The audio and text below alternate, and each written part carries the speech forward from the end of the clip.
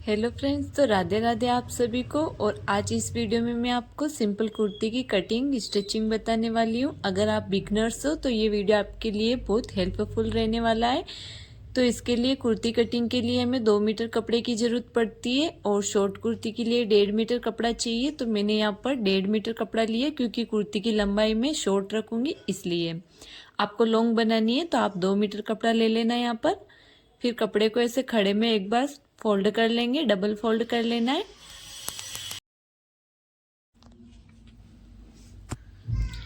Double fold करके इसको एक बार और फोल्ड करेंगे तो ये हो जाएगा 4 फोल्ड। तो मैंने यहाँ पर चौड़ाई रखी है कपड़े की, जो भी हमारा हिप का मेजरमेंट होता है उसमें हमें 4 भाग करके 1.5 इंच और प्लस कर लेना है। तो यहाँ हमारा हिप है 32 इंच, इसमें 1.5 इंच प्लस किया तो 9.5 हुआ। तो मैंने यहाँ पर 9.5 इंच तक कपड़े को फोल्ड किया है। अब हमें यहाँ पर शोल्डर की मार्किंग करनी है, तो जो भी शोल्डर है उसका हाफ कर लेना है। तो मेरा ये यहाँ पर 13 इंच का शोल्डर है तो मैंने हाफ किया तो हुआ 6.5 इंच। अब हमें आर्मोल लेना है, तो जितना हमने शोल्डर लिया उतना ही हमें आर्मोल लेना है। तो 6.5 इंच आर्मोल ले लेंगे। अब दोनों निशान को मिला के लाइन को सीधा कर लेना है। तो ये हमारा आर्मोल का बॉक्स बन के रेडी हो गया। अब हमें लंबाई की मार्किंग करनी है, तो सबसे पहले शोल्डर के यहाँ से इंची टेप को रखना है और वेस्ट लाइन ड्रॉ करनी है यहाँ पर। तो 12.5 इंच पर वेस्ट लाइन ड्रॉ करी और 17 इंच पर हिप लाइन, दोनों लाइन को सीधा कर लेंगे। ये वेस्ट की लाइन हो गई और ये वाली हिप की लाइन। ये होने के बाद कुर्ती की लंबाई लेनी है, तो जो भी आपको कुर्ती की लंबाई रखनी है उसमें आप 2 इंच प्लस कर लेना। तो हमें यहाँ पर 26 इंच की कुर्ती रखनी है, तो मैंने यहाँ पर 28 इंच पर मार्किंग करी है। अब इस लाइन को भी कर लेंगे सीधा। ये कर लिया। ये करने के बाद नीचे से कपड़े को कट करके अलग कर लेंगे। जो नीचे वाला कपड़ा है उसके हम स्लीव्स कट करेंगे, तो इसको रख लेते हैं साइड में। और अब हमें चेस्ट की मार्किंग करनी है, तो जो भी हमारा चेस्ट है उसका 4 भाग करके यहाँ पर मार्किंग कर लेनी है। तो 30 इंच का चेस्ट है तो मैंने यहाँ पर 7.5 इंच पर मार्किंग करी। फिर वेस्ट की मार्किंग करनी है, तो वेस्ट है 26, 4 भाग हुआ यहाँ पर 6.5 इंच।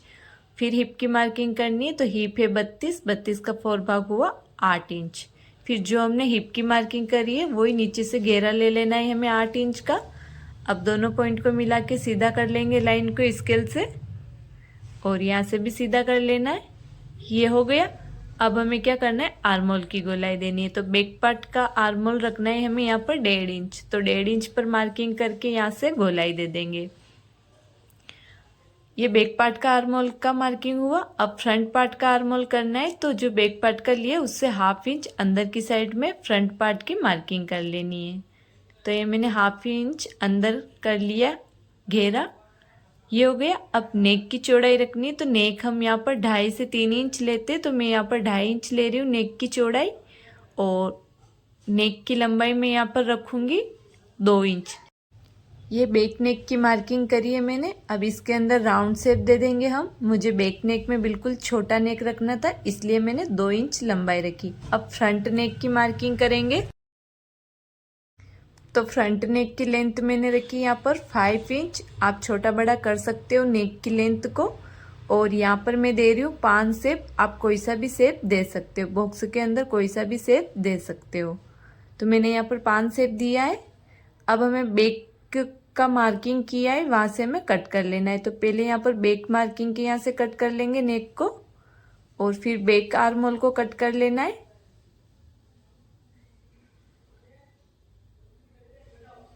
ये कट करने के बाद हमें साइड से फिटिंग भी लेना है, तो उसके लिए हम 1.5 इंच का फिटिंग लेंगे। जो हमारा 1/2 इंच लूजिंग छूट जाएगा और 1 इंच का हमारा साइड में फिटिंग लग जाएगा। तो मैंने 1.5 इंच पर मार्किंग कर ली। अभी इन सारी मार्किंग को ऐसे मिलाकर यहाँ से कर लेना है हमें कट।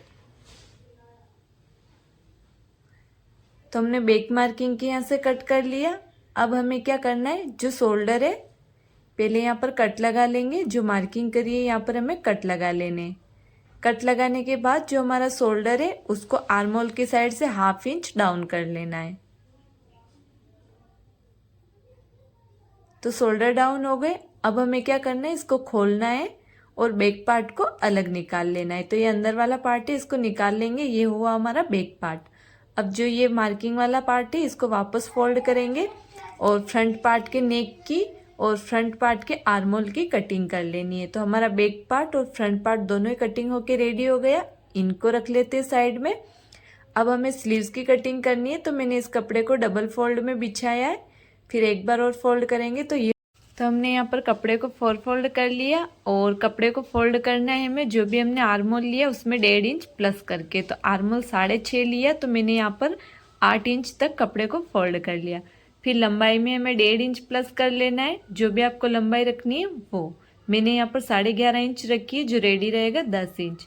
अब नीचे की साइड से हमें 3 इंच पर मार्किंग कर लेनी है और इस मार्किंग को स्केल से सीधा कर लेंगे। सीधा करने के बाद नीचे की साइड में 1.5 इंच का जो मार्जिन में ऐड होगा उसको 1.5 इंच पर सीधी मार्किंग करके यहाँ से हमें पीछे की साइड में शेप दे देना है। फिर हमें मोरी का नाप लगाना है। तो मोरी हमारी है 5 इंच। 5 इंच में 1.5 इंच प्लस कर लेना, तो यहाँ हुआ 6 इंच। 6 इंच पर मार्किंग कर लेंगे हम।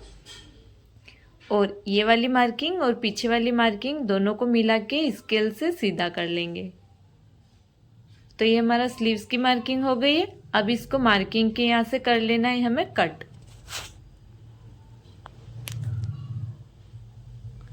मार्किंग के यहाँ से कट करने के बाद सेंटर में एक कट लगा लेंगे और साइड में जो सिलाई में ऐड होगा फिटिंग का वहाँ पे भी कट लगा लेना है। फिर आस्तीन को खोलना है। खोल के फ्रंट साइड के लिए पत्ती शेप में कट कर लेंगे। तो फ्रेंड्स, मैंने ये 12 साल की गुड़िया के लिए कुर्ती की कटिंग बताई है। बड़ी साइज में देखना हो तो चैनल में अपलोड है, आप हमारे चैनल में जाकर देख सकते हो। ऐसे ही वीडियो देखने के लिए चैनल को सब्सक्राइब कर लीजिए। थैंक